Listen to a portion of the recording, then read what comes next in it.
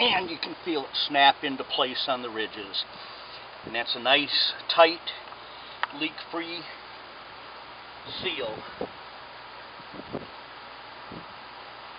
Next step is we're going to tie this into our other secondary outlet. We're going to insert the 1/2-inch T between this line and the other side. So we're going to go ahead and cut this maybe 6-8 inches from the barb. We're going to insert our T.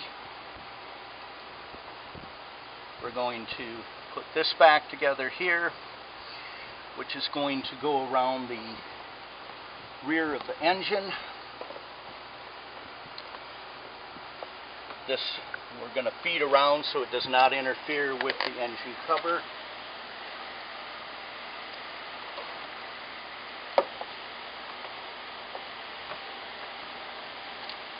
Make sure we get past all the brackets, and we'll trim this to size and connect to that side shortly. The secondary outlet we're going to put under the T here. We have the check valve between this T and the catch can, flowing away from the can toward this. So now we've taken care of everything we need to do on the passenger side.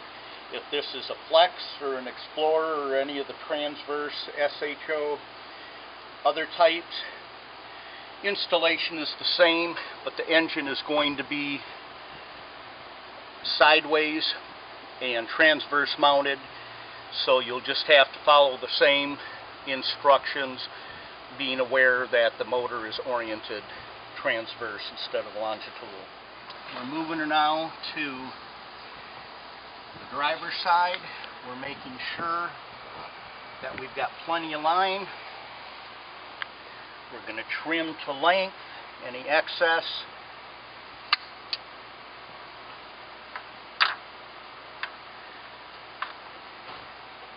And this is going to slide down onto, are you able to see the barb? The gray OEM barb that we did take the clean side off from. So we're eliminating that clean side pipe and any connection close to the turbo. And again, this slides on there nice and firm, it's not coming off. The open valve barb here on the driver's side valve cover, we're going to place a vacuum cap over that because this is no longer going to be needed. Here's the vacuum cap. It is a 1/2-inch vacuum cap, so it'll fit snugly. This should be inspected once a year because vacuum caps do deteriorate over time, and if it does look like it is breaking down, easy to replace, inexpensive, available from any auto parts store. So now we've got the complete catch can side installed, and we're about to move on to the clean side separator. Double check all of your lines. Make sure everything is tight. The center of the catch can goes to the driver's side PCV barb on the valve cover, or on the transverse it'll be the rear valve cover. And we're going to tighten up our bolts here.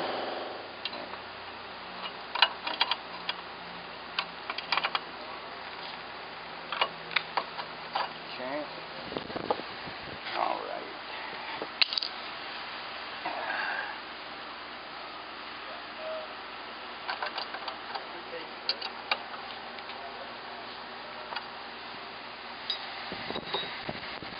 Okay. We will get this straight up and down. Tighten this tight. And we're going to want to get our fingerprints off the can. Make sure the valve is closed. This is open. This is closed. We're going to install the clean side separator, which simply replaces the oil fill cap. We're going to take our line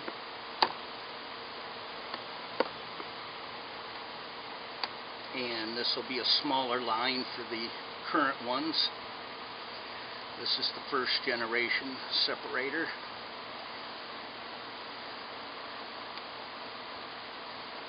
We're going to take our barb. You also have the choice of a threaded one, which we'll include, that could be installed. And we're going to do the same thing. Put some grease on our drill.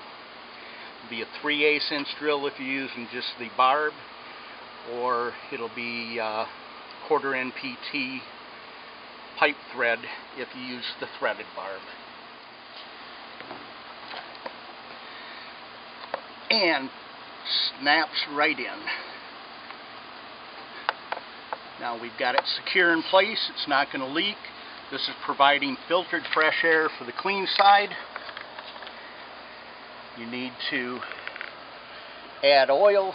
It's easy enough to pop this off, or the top will spin from the bottom as well. So you could hold the top in place and spin the bottom to remove the oil fill cap. One last thing we're going to do, so we're going to start the truck up, and we're going to listen and follow our lines and make sure we don't have any vacuum leaks. Okay, James, you want to start this thing up?